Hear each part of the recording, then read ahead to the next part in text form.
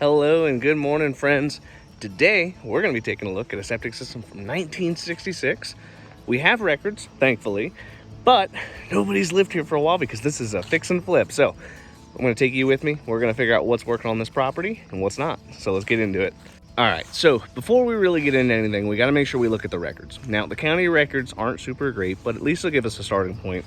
So we're going to print those off, go take a look real fast, see what we're supposed to find, and then we'll look outside and see what's actually there. Alrighty, so we can see here that we have the house. That little red X, that's going to be the well for the original well. We already walked, when we basically parked, we saw that the well is actually going to be right over here towards the driveway because the driveway is on this side of the house. So we should have our tank on the left, distribution box, and then our trenches should kind of swoop along the side of the hill. So let's go outside, take a look, see what we're actually working with, and see, do these records match up with what's on site? All right, so the record said that we should find a tank on the left side of the house, which we have, right? We're on the left side.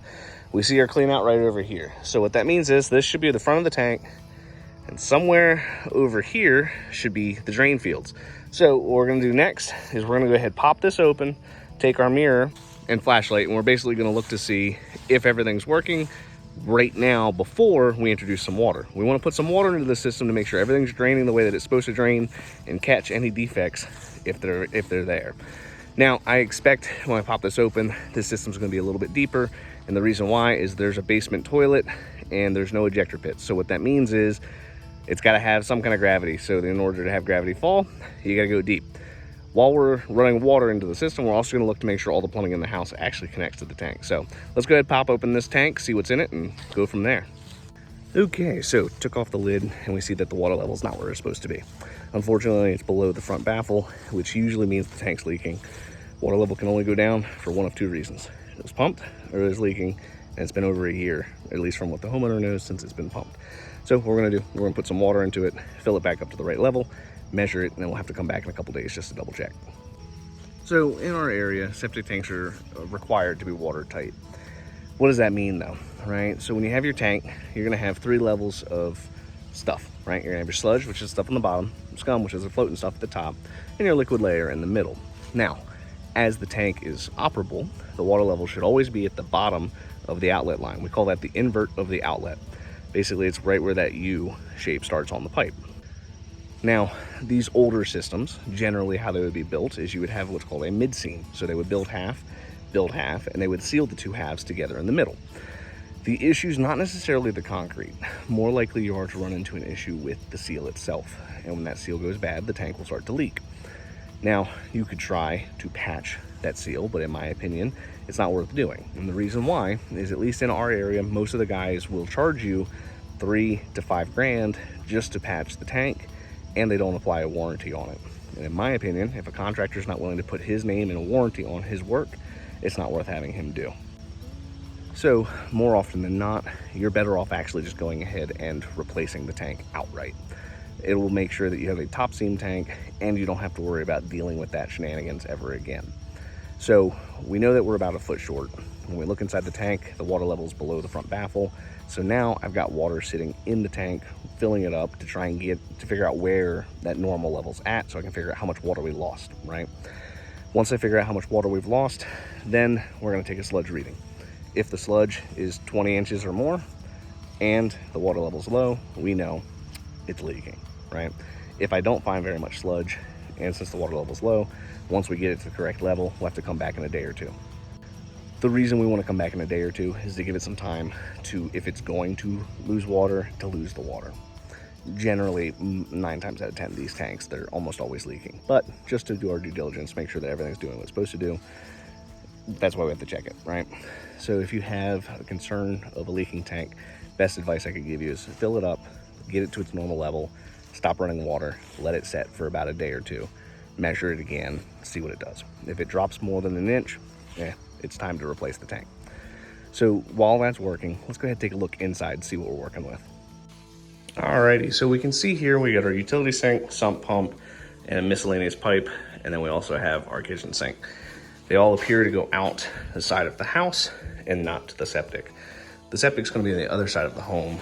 This is a super common thing to have on an older home, right? So this house is from the 60s, and back in that time period, gray water was not really considered sewage. So you would often see the kitchen sink, laundry, utility sinks and stuff just kind of discharge into the woods. Back in the day, it was perfectly fine. But nowadays, modern rules, it's reclassified as sewage. So even if the house is older, you unfortunately cannot grandfather that in, at least in our state. In other states, maybe you can grandfather it in, right? I don't work in your area, but at least in Maryland, if you have gray water discharging to the surface or just into a sump pump, that ain't good. So what happens when you have something like this? Generally, in our area, the best way to do it is you just put another pit or another pump somewhere else in that utility room, and then you pump it to the main sewer. Unfortunately, for this particular house, the sewer is completely on the other side of the home. So it's a solid maybe like 40 foot away. And they finished the basement. Had they not finished the basement, it might be a little bit easier for them to go about redoing everything. So the next thing they could consider doing is go on the outside of the house where this line already goes, run another adjacent pipe, trench it to the septic system, tie it in to the inlet line out of the home. You're going to tear up your yard, but it'll also make it where you don't have to necessarily fight with it as much in the home. I usually recommend try the house first, just because it'll be a little bit easier. This particular one, there's also a deck right over top of where this pipe discharges, so that kind of sucks, right? But there's not much you can really do about it at that point. This is why it's very important whenever you're buying an old home to make sure that you look where all the plumbing's going, because even though it was fine 60 years ago, it's not going to be so good nowadays. So if you're buying an old home, it's very important to make sure that you look at that sort of stuff, right? So you don't get stuck holding the bag. This particular one's a fix and flip. They didn't look at it to see where the sewage was. They fixed the house, finished it all up. Now it looks all nice and pretty. And unfortunately, one half of the home does not go to where it ought to go. So now they get to play a fun game of rerouting everything. Now, this sort of situation is not a super common situation, right? So it just happens to be that this particular one, the kitchen sink, laundry, and all didn't connect to the septic. I would say a majority of the times whenever you're buying a house, looking at a house on septic or even on public sewer, the odds of the utility sinks and stuff not connecting are pretty low. But it does happen, right? I would say usually once a month I would get a house that does that, maybe twice a month, depending on how old the homes are that I'm going to. For perspective, I go to quite a few homes, right? So usually it'll be anywhere from 40 to 70 houses in a month.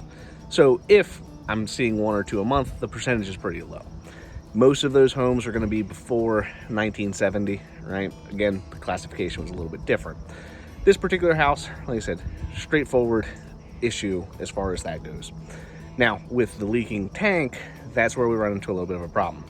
So if the tank's leaking in the state of Maryland, you have to replace it. You can't just patch it. You could make an argument that you could patch it, but the problem's going to be nobody warranties that patch. And when you don't warranty your work, in my opinion, it's not worth having that work done. So if you have a leaking tank, just replace the tank, right? We do have grants out there, right? So in Maryland, you're not just kind of up the creek without a paddle. There's a program called the Bay Restoration Fund. And in that fund, it's there to help out homeowners who have old systems, bad tanks, etc., get their tanks replaced. Now it's a as-need basis, so if you're close to the water or if you've got like a lot of site conditions that are a little bit goofy, that you'll take priority compared to somebody else who's like in the middle of the cornfield, right? So if this is happening, that's an avenue you could go through. How you can figure out about the Bay Restoration Fund is look into your local health department's website, and it should have some kind of information there, right? Let's just say that the county doesn't have that information on their health department website. Next step is go to the MDE website, and then that'll help you figure out where to go. It's just a little form. Basically what you do is you fill that out, send that to the county, talk to an installer, and then go from there. Those systems are going to be a little bit more advanced than a traditional gravity-fed system like what you have right now, right? So I thought this was an interesting one. I wanted to take you guys along with me. So we had a bit of excitement. We got a leaking tank, and then we got ourselves some sewage water that doesn't want to connect to the tank, and you never know what you're going to come across in this kind of industry, right? So I have videos posted every single day on the World of Well and Septic. If you like videos like this, if you like content like this, hit that like button, hit subscribe. I have more videos posted all the time. So I look forward to talking to you guys tomorrow.